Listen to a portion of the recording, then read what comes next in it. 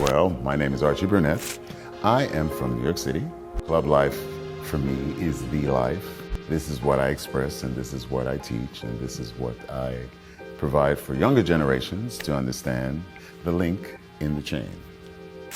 My actual background history was a bit complicated because the simplicity of it is that I was forbidden to dance, but I did anyway. But thank God my parents, which are not from America, settled in New York City, because New York City is a melting pot.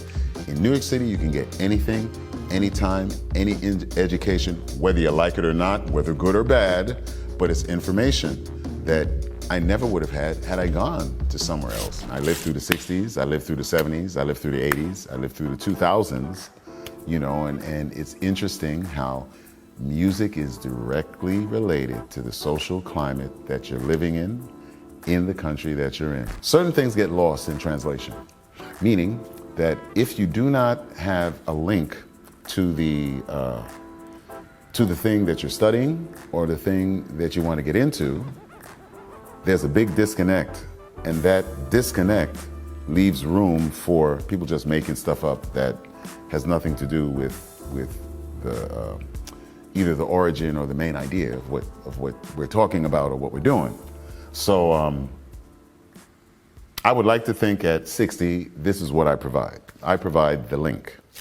Here's a funny thing. Back in those days, dance kind of like was your your currency card. You know, like you get your name on the street, you get your name in the club.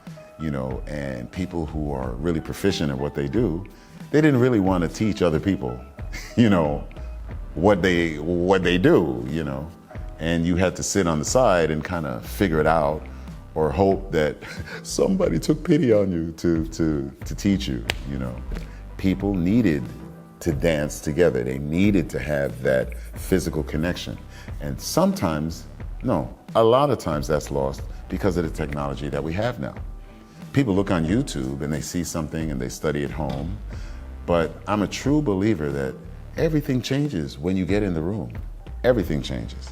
Because if you're only seeing this film from here to here, you don't know what's on the other side over here, you don't know what's on the other side over there. You don't know what's being said. You don't know what the motivations are. You know, you need to be in the room to do that. As humans, we need contact. We need that. So my story is this. You'll have enough time to rest and sleep when you're dead. The bottom line is, you get out of life what you put in. Nobody's handed a spoon, you know? If the most you're gonna lose is sleep, man, and you sleep when you're dead. You're young, you're supposed to do everything. You know, don't bitch about it. No good mother, and I'm saying a good mother, not a bad mother, no good mother goes, you know, today, I'm not gonna change that diaper. I think that baby's gonna stay stink. Yeah, not today. That's crazy. You just get up and do it. Just that simple.